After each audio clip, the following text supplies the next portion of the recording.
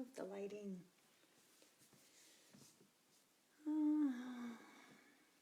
I don't see anybody joining yet.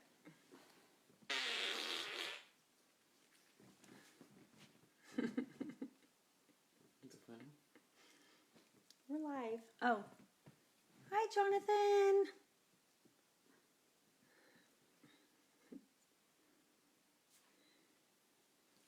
It's almost 4 o'clock. Well, it is 4 o'clock, but we'll give everybody else a couple of seconds. So,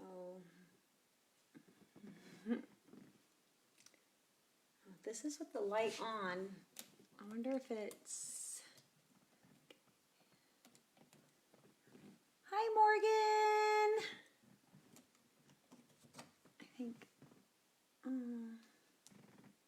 I'm going to play with the lighting, you guys, so it's... I'm still trying to figure out this whole live thing. Okay. All right. Hi, Carol.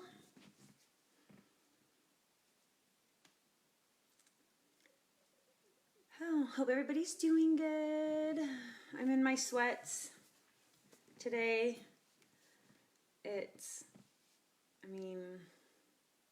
What else do you wear when it's raining and you're stuck in the house? So, I have a sound guy today. He's behind the iPad, so. Hi, Rory.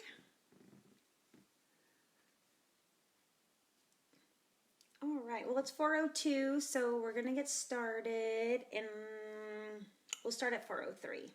So I normally go live like 5 minutes before 4 o'clock to kind of remind people. Hi, Patricia.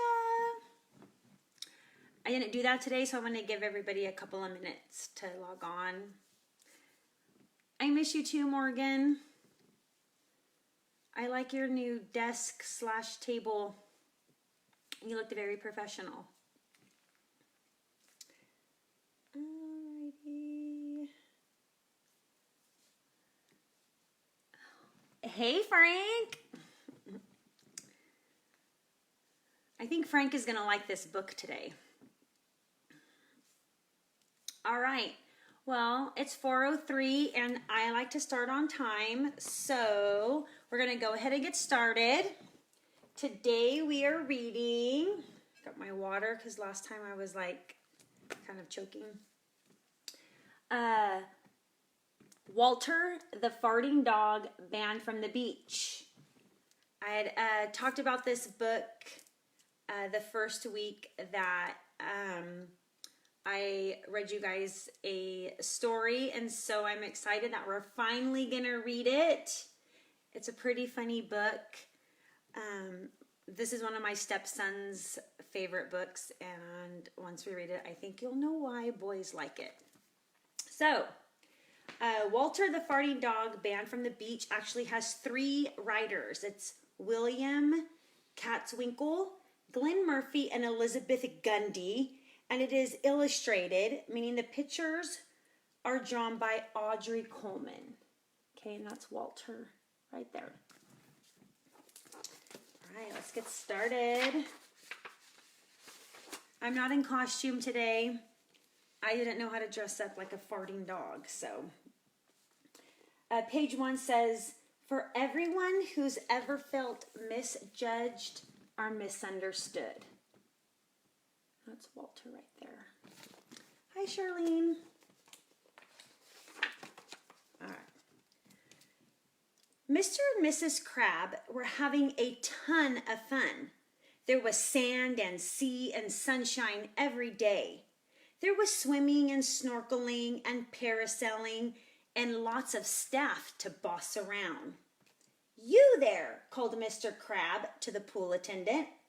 Get that leaf out of the water. And bring us some fresh towels, said Mr. Crab, and make it snappy. If only that dog weren't ruining our view, said Mrs. Crab. So, looks like they're on vacation. There's Mr. Crab, Mrs. Crab. I think their last name fits them. And there's the dog that they're accusing of blocking their view.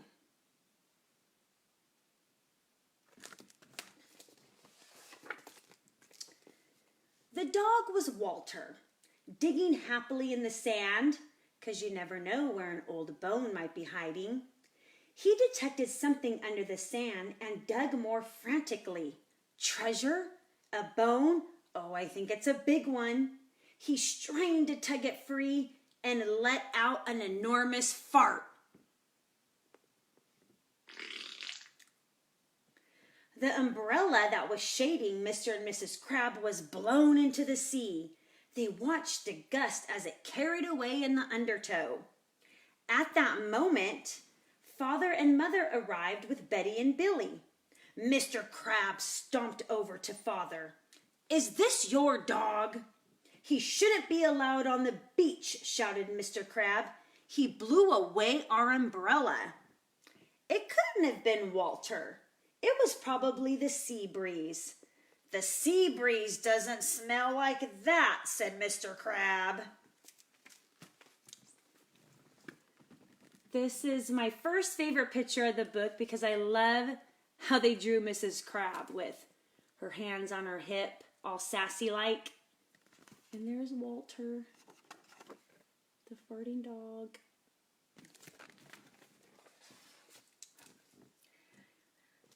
That evening, Mother said, "Wouldn't it be wonderful if we had our own little vacation home right on the beach?"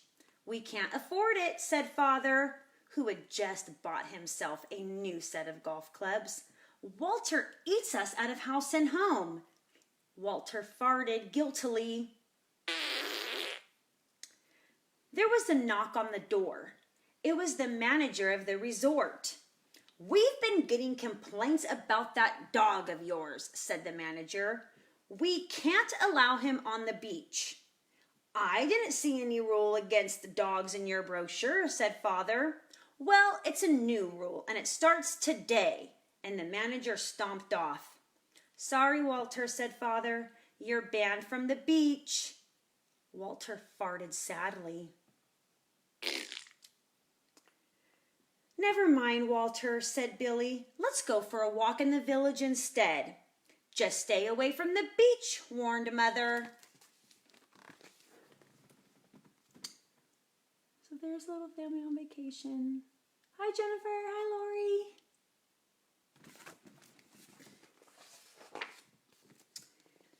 In the quaint little village, lights twinkled in the trees. Everyone was enjoying the gentle breeze and the sweet smells of the tropical night. Walter was enjoying himself too. Travel broadens a dog's mind, he thought, as he started farting philosophically. The Crabs were sitting nearby at a sidewalk cafe, complaining about their key lime pie. Miss Crab began to count the problems on her fingers. "My pie's not big enough. It's not green enough. It's not sweet enough. Or maybe it's too sweet," said Mr. Crab as he was smacking his lips. A pelican flapped its wings and startled Walter. Walter farted in alarm. The power of Walter's fart blew the meringue off of Mr. Crab's pie. It landed in his face and made an awful mess. The Crabs glared at Walter. "That dog is ruining our vacation." So there's Mr. and Mrs. Crab eating their pie, Walter farting on it. So he blew off the meringue on the pie, which is like, it looks like it's thick whipped cream on a key lime pie. But Walter farted so hard it blew the top of the pie on Mr. Crab's face. There he is. Walter actually kind of looks like my dog. Next morning, Father got a call from the chief of police. "I've had serious complaints about your dog," said the chief. "I'm afraid we can't allow him on our street." Father hung up. "Sorry, Walter, you're banned from the village now." "But where can Walter go now?" asked Billy. "He's grounded," said Father. "He stays inside." "That's not a very nice vacation for Walter," said Betty. And then Walter farted. "Need I said more?" said Father. "That's why.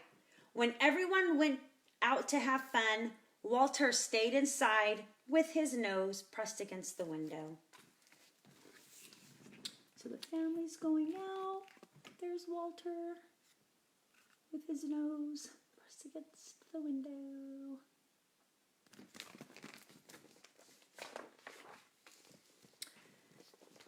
"Well," thought Walter, "I'll just have to make the best of it." He sniffed around for something to eat and found a sack of some strange-looking tropical fruit. The label said, "Cook thoroughly. Do not eat raw." Since Walter couldn't read, he ate it anyways. Then he went to snooze in the sunshine pouring through the window. There's Walter eating all that tropical fruit. And if anybody's ever eaten tropical fruit, I think we all know what it does to our tummy. Betty and Billy were building a sandcastle on the beach. "Look," said Betty, pointing out to the sea. "How did that island get there? It wasn't there before." "It must have been underwater," said Billy. "Now that the tide is out, we can get there. Let's go." So they waded out through the shallow water to explore this mysterious island. Oh, there's Betty and Billy swimming out.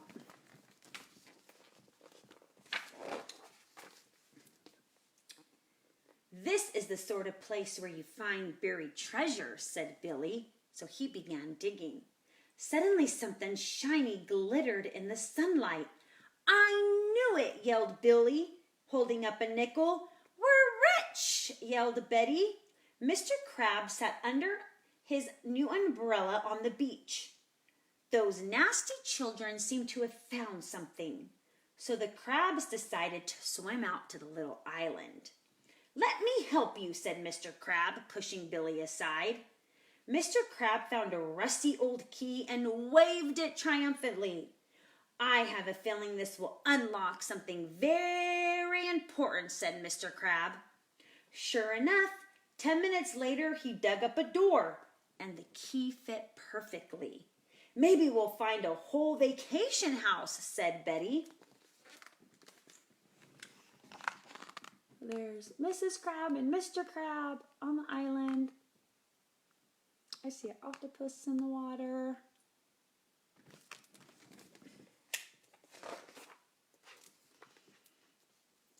Though they dug for hours, they didn't find anything else, and they didn't notice that the little island was shrinking. The tide was rising fast, and the waves began to lap at their feet.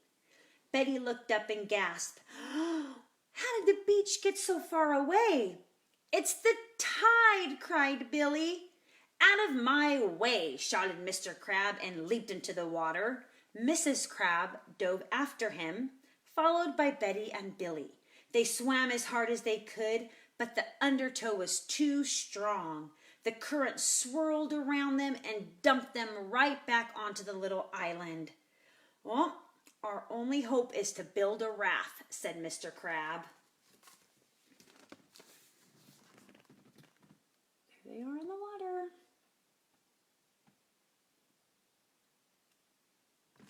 I don't know if Mr. Crab could build a raft. He doesn't seem like the type of guy who can build a raft. Back at the house, Walter woke up from his nap with a bad feeling. Betty and Billy must be in trouble. Walter's stomach was rumbling like a volcano from that tropical fruit that he should have cooked thoroughly, but he ignored, and he raced to the screen door. Ugh, it was locked. So he stepped back and charged, busting through the screen and leaving a Walter the dog-shaped hole in the door. There's the Walter-shaped dog shape in the door. There's Walter. Just like all smart dogs, he senses there's something wrong with his owner. Walter ran to the beach and saw 4 figures in the distance with the water rising around them. Mr. and Mrs. Crab were launching their raft. Billy was trying to help Betty. All Walter could see of Betty was her little head above the surface of the water and her arms frantically waving above the water. Walter plunged into the surf. Shooting pains twisted him and flung him around back on the beach. Was it a cramp from swimming too soon after eating? Nope. It was the tropical fruit that he should have cooked thoroughly, but he didn't. "Walter! Walter! Save us!" cried Billy.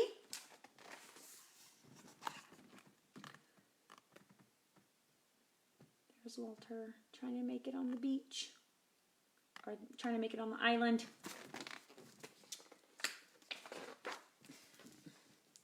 Walter struggled to rise, but the gases produced by the tropical fruit, that should have been cooked thoroughly but wasn't, started to erupt with terrible force in his tummy. The tropical fruit fart produced a boom that was heard along the coast for miles. It was so loud, coconuts flew off the trees, and the crabs, clutching to their new umbrella, could barely hold on. They were blown away to the Sandwich Islands. The waves parted around the little island where Betty and Billy were.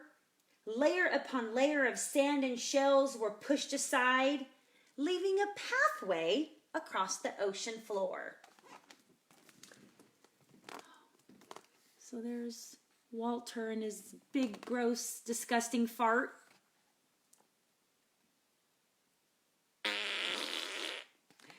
It was so big and powerful, it parted the ocean, sent Mr. and Mrs. Crab away, and allowed Billy and Betty to walk across.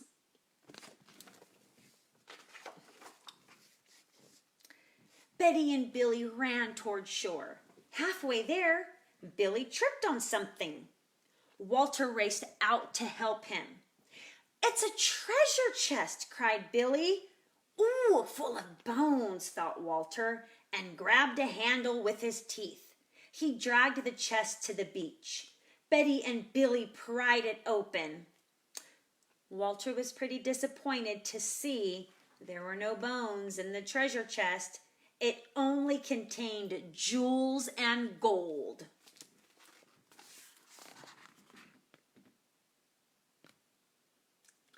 I feel like in every picture, Walter gets bigger and bigger.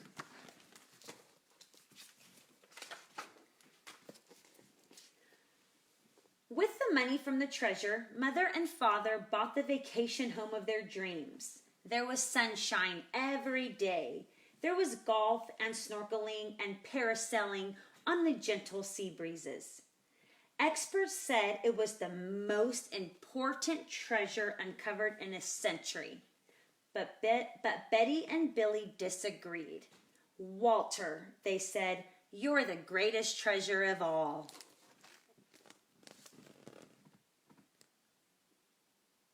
There's Walter, all happy. What does Walter do when he's happy?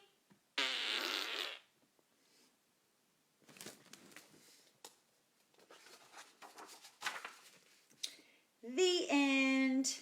So the last page shows Mr. and Mrs. Crab on Sandwich Islands, and it looks like they work at a cafe that sells, the window says try our famous key lime pie. So there they are. So it's a funny story.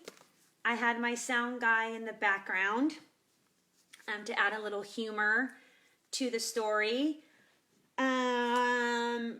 This is actually book 1 of 5. Yes, Walter the Farting Dog has a series of books. So if you're interested in reading more about Walter the Farting Dog, he has 4 other books. You can find them on Amazon. They seem to all center around the beach. So check it out. Walter the Farting Dog. Hope you guys enjoyed the story. I'll be back on Thursday with a new book. Maybe I'll be dressing up. Maybe I won't. We'll see. I miss you guys and have a good night. Bye. That's the sound guy.